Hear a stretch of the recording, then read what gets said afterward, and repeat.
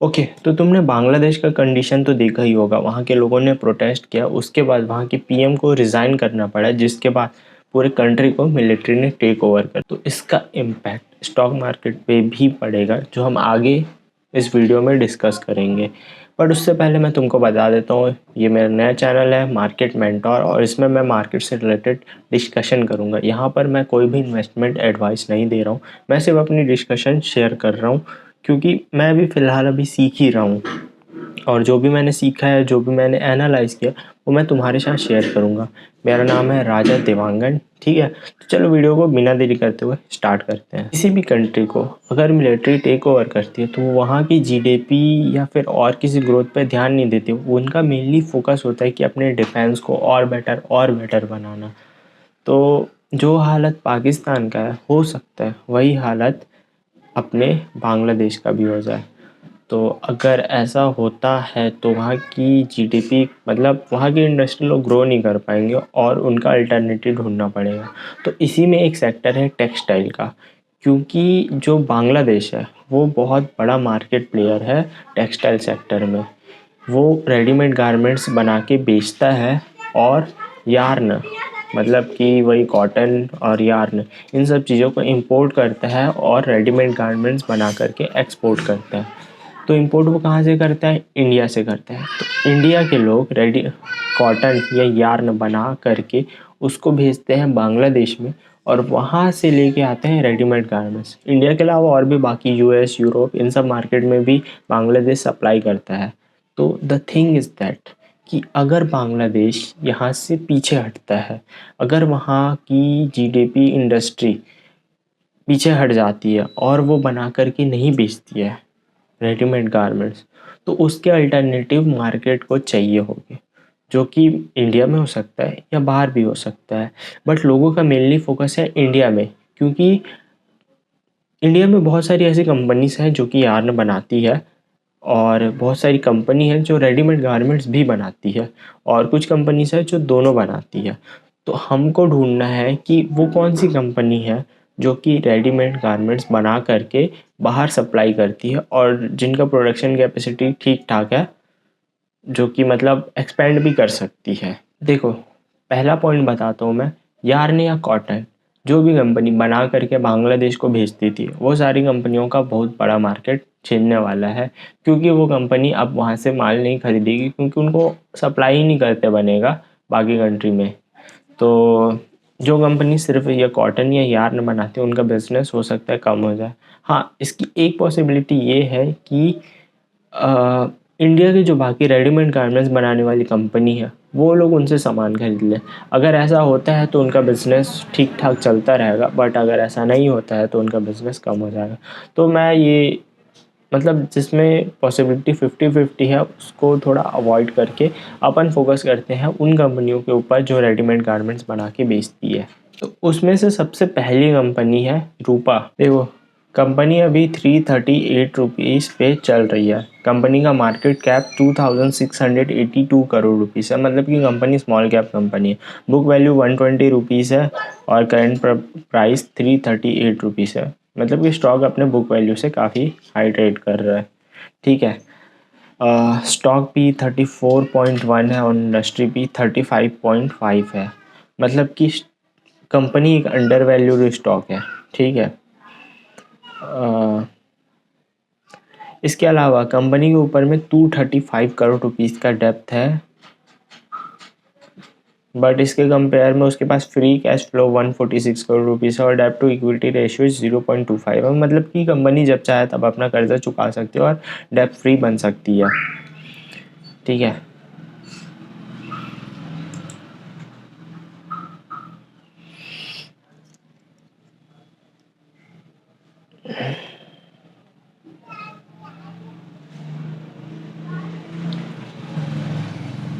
देखो, कंपनी का पोर्टफोलियो देखोगे तो कंपनी बनाती है inner wear, men's wear, women wear, kids wear, winter wear, athleisure wear, casual wear and fashion wear. मतलब कि कंपनी रेडीमेड गारमेंट्स बना करके बेचती है। मेन से 84% आता है, वुमेन से 12% आता है, और किड्स से 4% आता है, ठीक है।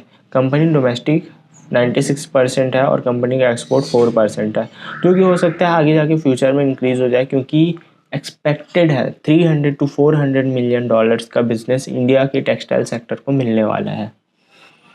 इसके अलावा कंपनी ब्रांड बिल्डिंग में भी फोकस करती है। देख रहे हो कियारा आडवाणी, कार्तिक आर्यन, रणबीर कपूर, नवीन कुमार गौड़ा, यश एंड केशरी लाल यादव, इन सब से के ऊपर में मार्केटिंग के ऊपर में खर्चा किया गया है। मतलब मार्केटिंग में भी कंपनी है। इसके अलावा कंपनी रूपा, मिंत्रा, क्लिक, जियो मार्ट, फ्लिपकार्ट, अमेजोन ये सब में अवेलेबल है। मतलब कंपनी अपना ऑनलाइन भी सेल करती है सामान, अपडेटेड है जगह के साथ। इसके अलावा कंपनी का मैन्युफैक्चरिंग फैसिलिटीज़ 4 स्टेट्स में है, वेस्ट बंगाल, तमिलनाडु, उत्तर प्रदेश एंड कर्नाटका। अच्छा, मैं तुमको यहाँ पे एक बात बोल दूँ, वेस्ट बंगाल में हो सकता है कि ये कंपनी का जो मैन्युफैक्चरिंग फैसिलिटी है वो ऑपरेट ना हो, बट मैं आगे तुमको बताता हूँ कि इसके अलावा कंपनी की कैपेसिटी है वो 25 tons per day fabric dyeing and bleaching produce कर सकती है, 3 tons per day of yarn and dyeing and bleaching, 25 tons of knitting and 10 lakhs pieces per day of cutting and 1 lakh pieces day of stitching। इसके अलावा company के पास अच्छा खासा distribution networks है, 7 regions पर सेल्स ऑफिसेस हैं, 7 central where houses हैं, 9000 plus SQS है, 100 प्लस रजिस्टर्ड ट्रेडमार्क है, 1500 प्लस डीलर्स हैं, 1.5 लाख रिटेल आउटलेट्स के साथ में। मतलब कि कंपनी एक अच्छा खासा ब्रांड स्टेबलाइज कर चुकी है। इसके अलावा मैं तुमको अब कंपनी का चार्ट दिखाता हूँ, तो तुम देख सकते हो कि एक साल में उतना खास कुछ मोमेंटम नहीं है। ये कंपनी लगभग साइडवेज ही ट्रेंड कर रही थी, बट 23 जुलाई उसके बाद से ये कंपनी अच्छा खासा ग्रोथ कर चुकी है। देखो, मैं तुमको 1 मंथ का अगर दिखाऊं तो 1 मंथ में इस कंपनी ने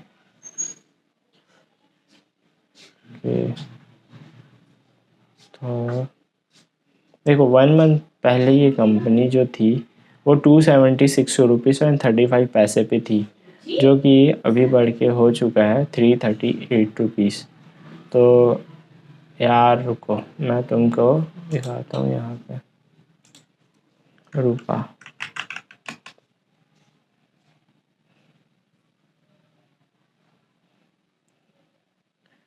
तो यार कंपनी देखो यहाँ पे थी ना 235 रुपीज़ से, तो अपन यूज़ करेंगे प्राइस चार्ट, यहाँ पे करेंगे और इसको लेके जाएंगे यहाँ तक। तो कंपनी 44% तक का रिटर्न दे चुकी है लास्ट मात्र 1 मंथ में, ठीक है। और वही जुलाई, एंड ऑफ जुलाई के आसपास में न्यूज़ आई थी कि वहाँ की मिलिट्री ने टेक ओवर कर लिया बांग्लादेश को, ठीक है।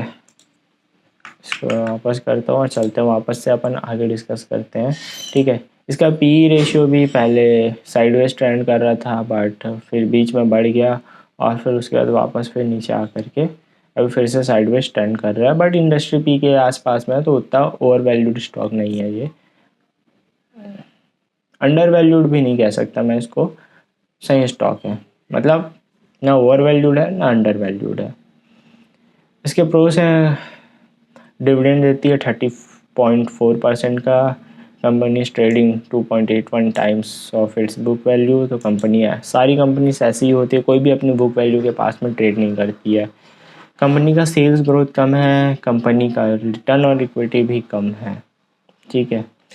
अभी इसके कॉम्पिटिटर्स हैं जिसमें पेज इंडस्ट्री है, पेज इंडस्ट्री काफ़ी बड़ा है, उसमें भी वीडियो में आगे अपन लोग डिस्कस करेंगे।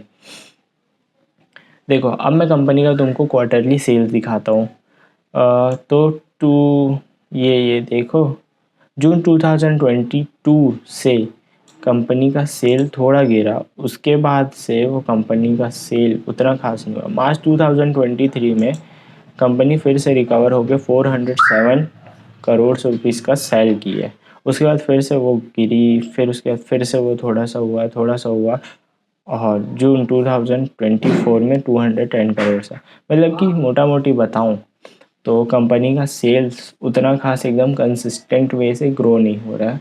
मतलब पॉलिटिकल रीजंस हैं, उसकी वजह से कुछ सेल्स प्रॉपरली हो नहीं रहा है, वो फिर बढ़ती है फिर कम होती है। अब तुम यहाँ पे ये देख सकते हो ऑपरेटिंग प्रॉफिट मार्जिन, पहले सेल्स भी ज़्यादा थी और ओपीएम भी पहले ज़्यादा था, बट अभी ओपीएम को भी कम कर दिया गया है। बीच में देखो 6.7% हो गया था, अभी फिर से वो 11-10 और अभी 9% के आसपास में है।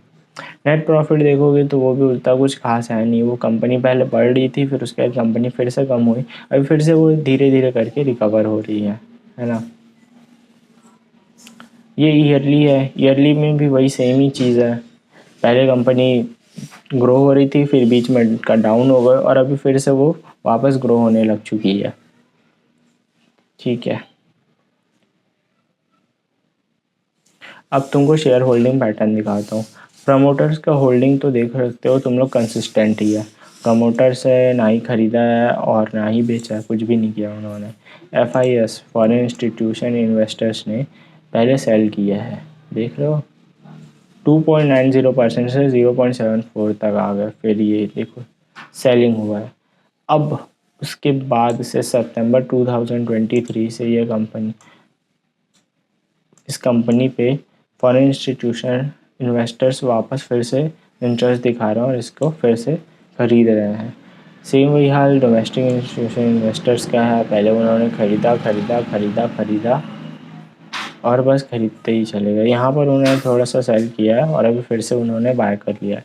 मतलब कि FIS और DIS की होल्डिंग बढ़ रही है और पब्लिक की होल्डिंग धीरे धीरे करके कम हो रही है।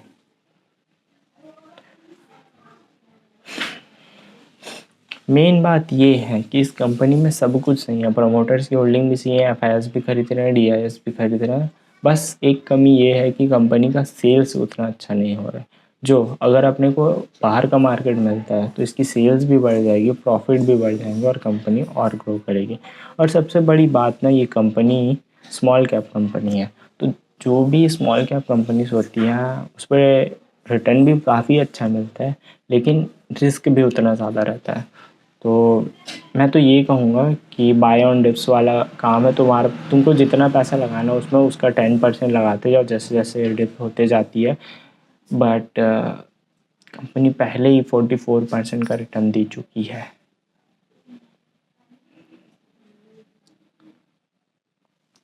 इसके अलावा मैं तुमको दूसरी कंपनी बताता हूँ, उस कंपनी में रिसर्च करना थोड़ा सा टफ था मेरे लिए।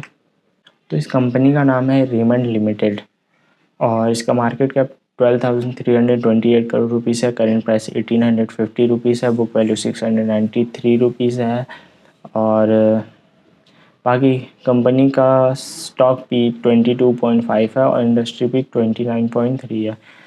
तो ये बेसिकली एकदम फोकस्ड होकर के टेक्सटाइल सेक्टर में नहीं है, इस कंपनी का रियल एस्टेट बिजनेस भी है, कंपनी टेक्सटाइल में भी है और इसके अलावा कंपनी FMCG में भी थी, लेकिन उन्होंने कुछ साल पहले उसको सेल कर दिया और वहाँ से जो प्रॉफिट आया उसको अपने डेप्थ रिड्यूस करने में यूज़ कर लिया है। अब डेट टू इक्विटी भी रेशियो देखोगे तो 0.91 है, 1 से कम होना चाहिए। बाकी इस कंपनी के ऊपर में डेप्थ तो अभी भी है, जिसके कंपेयर में फ्री कैश फ्लो तो 337 करोड़ रुपीज़ है। ओके, कंपनी के कुछ की पॉइंट्स अपन चेक करते हैं, चलो। देखो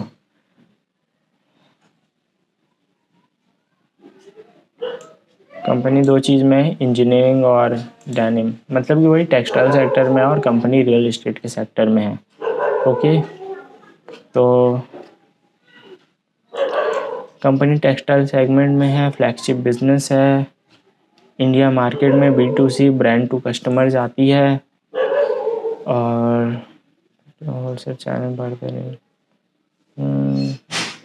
कंपनी के पास में 20,000 सेल्स पॉइंट है 600 सिटीज़ में, 150 प्लस न्यू स्टोर्स उन्होंने खोले हैं। देखो, revenue from this segment comes from BE sales and in the bulk textile business and from customers in the US and Europe. ठीक है, high cotton fabrics 9% of financial 22 रेवेन्यू। अब इस कंपनी का मैं तुमको रेवेन्यू ब्रेकअप दिखाता हूँ कि इसने ब्रांडेड टेक्सटाइल से 40% आता है, ब्रांडेड अपीयरल से 16%, गारमेंटिंग से 30%, हाई वैल्यू कॉटन सेटिंग से 9%, इंजीनियरिंग से 10%, रियल एस्टेट से 13%, अदर से 3%। तो मेनली इसका जो रेवेन्यू होता है वो टेक्सटाइल सेक्टर से ही जनरेट होता है। तो अगर टेक्सटाइल सेक्टर ग्रो करती है तो इस कंपनी का 40 to 80%, real estate and engineering को हटा दो तो 10, 20, 23%, मतलब कि 77% जो रेवेन्यू है वो टेक्सटाइल सेगमेंट से ही आता है। ठीक है, कंपनी तो प्रेजेंट है यूएस एंड यूरोप में। ठीक है, एफएमसीजी में भी कंपनी थी बट इन्होंने ये सेल कर दिया है। ये पुराना डेटा दिखा रहा है, एफएमसीजी सेक्टर में थी बट कंपनी ने उसको सेल कर दिया है। ये पुराना डेटा है, इसके पास अवेलेबल नहीं है। मैंने इसका इन्वेस्टर प्रेजेंटेशन पढ़ा था, वहाँ पे इन्होंने मेंशन किया था कि इन्होंने अपना एफएमसीजी बिजनेस सेल कर दिया है। देखो कंपनी के पास में 60% wash suited fabric space India का 60% शेयर है। ठीक है, और कंपनी फैब्रिक प्लेयर अच्छा खासा है। देखो यहाँ पे मेंशन हुआ है selling of FMCG business, the company sold is FMCG business seven consumer to Godrej consumer product limited. उन्होंने अपना सेल कर दिया एफएमसीजी बिजनेस और इसके बाद उन्होंने उसको यूज़ करके अपना डेब्ट चुकाने में किया है। ठीक है, कंपनी है फॉर 400 करोड़ से टू रेस 689 करोड़। तो ये हमेशा पॉजिटिव बात होती है कि तुम्हारा डेप्थ कम होना चाहिए। बट यार यहाँ पे तो ये 400 करोड़ से शो हो रहा है और यहाँ पे डेप्थ 181 करोड़ से शो हो रहा है। ये क्या माजरा है भाई?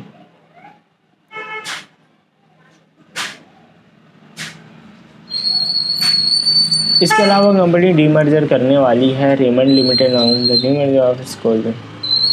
इसके अलावा कंपनी डीमर्जर करने वाली है, मतलब कि कंपनी का टेक्सटाइल बिजनेस अलग होने वाला है और कंपनी का रियल एस्टेट बिजनेस अलग होने वाला है। तो ये काफ़ी अच्छी बात है, बट इन्होंने अपने इन्वेस्टर प्रेजेंटेशन में बताया था कि उसमें कुछ प्रोसेस रहेगा और क्वार्टर टू फाइनेंशियल ईयर 2025 में इन लोगों का डीमर्जर प्रोसेस हो सकता है। तो मे भी तुम वेट कर सकते हो अगर तुमको रियल एस्टेट और उसमें नहीं जाना है। 1:1 का इन्होंने डीमर्जर प्लान किया, मतलब कि हर एक रेमंड इंडिया लिमिटेड एक शेयर पे उनको रेमंड रियल एस्टेट लिमिटेड जो उनका टेक्सटाइल बिजनेस होना है उसके एक शेयर मिलेंगे। तो आप चाहो तो वेट कर सकते हो या फिर अभी इसमें इन्वेस्ट कर सकते हो ताकि तुम्हारे पास रियल एस्टेट का भी इसका शेयर रहे और टेक्सटाइल का भी शेयर रहे। बाकी तुम देख सकते हो कि तुमको अगर रियल एस्टेट के बिज़नेस में इन्वेस्ट करना है तो ठीक है, नहीं करना है तो फिर वेट कर सकते हो कि कब इसका डीमर्जर कंप्लीट हो और तुम उसके रियल एस्टेट टेक्सटाइल बिजनेस में इन्वेस्ट करो। ठीक है, एक साल में मैं तुमको दिखाता हूँ। ये कंपनी ग्रो तो कर रही थी, ये देखो, और इसका हाई यहाँ पे बना हुआ है 2316, और फिर उसके बाद ये कंपनी अभी इसका प्राइस करेक्शन हो रहा है और 1850 रुपीज़ में आ चुका है। कंपनी के प्रोस हैं, कंपनी ने गुड प्रॉफिट ग्रोथ दिखाया है, रिटर्न ऑन इक्विटी भी अच्छा है, अदर इनकम से जो अर्निंग आई है वो 7639 करोड़ है। अब वो इसलिए है क्योंकि कंपनी ने अपना बिजनेस सेल किया था एफएमसीजी वाला, इस वजह से।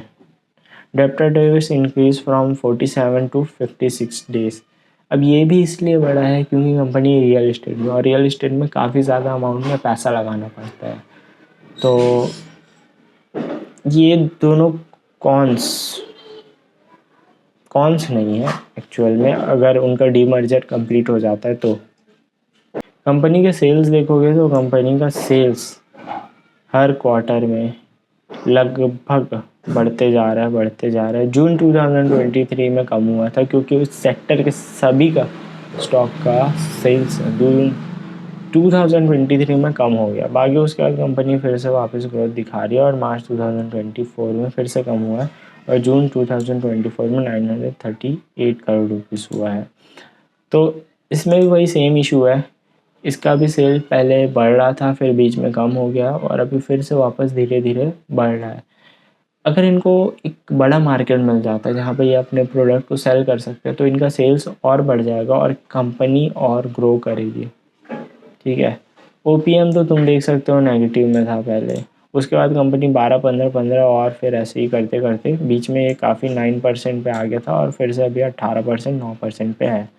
ठीक है, एनुअल सेल्स ग्रोथ देखोगे तो यहाँ पे भी वो कंपनी बढ़ ही रही है, बढ़ ही रही है। मार्च 2021 में कम हो गया था, बाकी उसके अलावा वो कोविड की वजह से है ना, उसके बाद से 2022-23 में फिर से वापस बढ़ रहा है और ट्रेलिंग 12 मंथ में 6,521 करोड़ रुपीज़ है। ऑपरेटिंग प्रॉफिट मार्जिन में भी तुम देख सकते हो मार्च 2021 में -2% है क्योंकि कोविड आ गया था, उसके बाद फिर से बाकी ये 15%, 40% है। पहले कम था, ये 9%, 7% था, अभी 15%, 14% है। ठीक है, इसके अलावा अपन देखते हैं शेयर होल्डिंग पैटर्न्स के बारे में।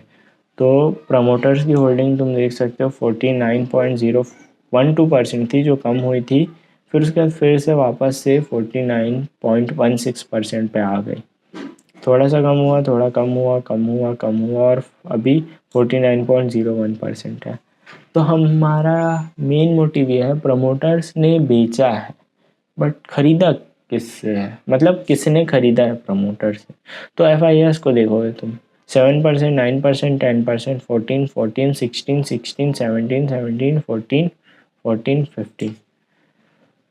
तो मेनली दिसंबर 2023 में इन्वेस्टर ने अपना पैसा निकाला है, लेकिन फिर से वापस वो अपना पैसा डालने वाले हैं। ठीक है, अब DIS को देखो, वो भी लगातार बढ़ रहा है। दिसंबर 2023 में उन्होंने कुछ स्टेक अपना बेचा है, उसके बाद से वो भी सिर्फ खरीद ही रहे हैं। और पब्लिक के पास में देखो 36% था, वो 31 हुआ, 30 हुआ, 29, 27, 28, 27, 26। द थिंग इज़ दैट कि पब्लिक से और प्रमोटर से दोनों से FIS और DIS दोनों ने मिलके ख़रीदा हुआ है। तो स्ट्रॉन्ग हैंड से पैसा स्ट्रॉन्ग हैंड के पास गया और वीक हैंड से पैसा स्ट्रॉन्ग हैंड के पास में गया, जो कि पॉजिटिव बात है। बाकी सब कुछ तो मैंने तुम्हारे सामने शो कर दिया है। कंपनी सही है, उसका ट्रैक रिकॉर्ड भी सही है कंपनी का, बस एक ही बात है कि बीच में उनका प्रॉफिट गिर गया था और कम हो गया था सेल्स, बट अभी फिर से वापस बढ़ सकता है क्योंकि उनके पास में एक बहुत बड़ा मार्केट आ सकता है। तो इसको अपने वॉच लिस्ट में रखो, जब जब ये कंपनी कम होती है तब तो तुम इसको ट्रैक करके रख सकते हो। बाकी इसके अलावा एक और कंपनी है, वो मैं तुमको ओवरव्यू उसका दे देता हूँ। पेज इंडस्ट्रीज लिमिटेड, इसका मार्केट है 45,510 करोड़ के आसपास में, करंट प्राइस 40,924 रुपीज़ है, डेप्थ 185 करोड़ है, free cash flow 986 crore rupees है, डेप्ट टू इक्विटी 0.12 है, जिसको कभी जब चाहे तब चुका सकती है। इंडस्ट्री पी 35.5 है, स्टॉक पी 79.0 है। कंपनी एक ओवर वैल्यूड स्टॉक है और कंपनी का ब्रांड तो जॉकी है, ज़्यादा कुछ नहीं है इसके पास में। इंडिया में जो भी जॉकी ब्रांड को संभालने का काम है वो पूरा काम करती है पेज इंडस्ट्री। और इनका क्या था कि 2030 तक का इनका कॉन्ट्रैक्ट डील हुआ था, लेकिन अब वो बढ़ के 2040 तक का हो चुका है।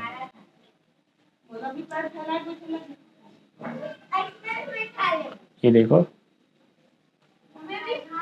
Due to strong relations with the company.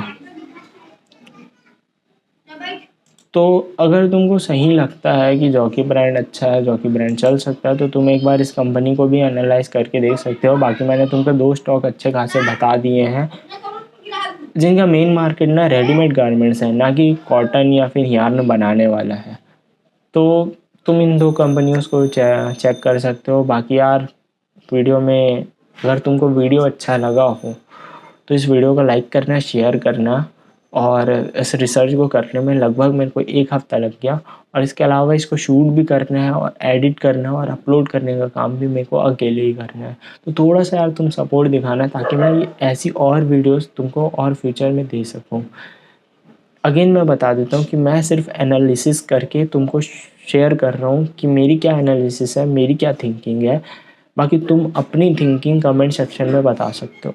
तो बस आज की वीडियो के लिए इतना ही, मिलते हैं तुमसे नेक्स्ट वीडियो में। बाय।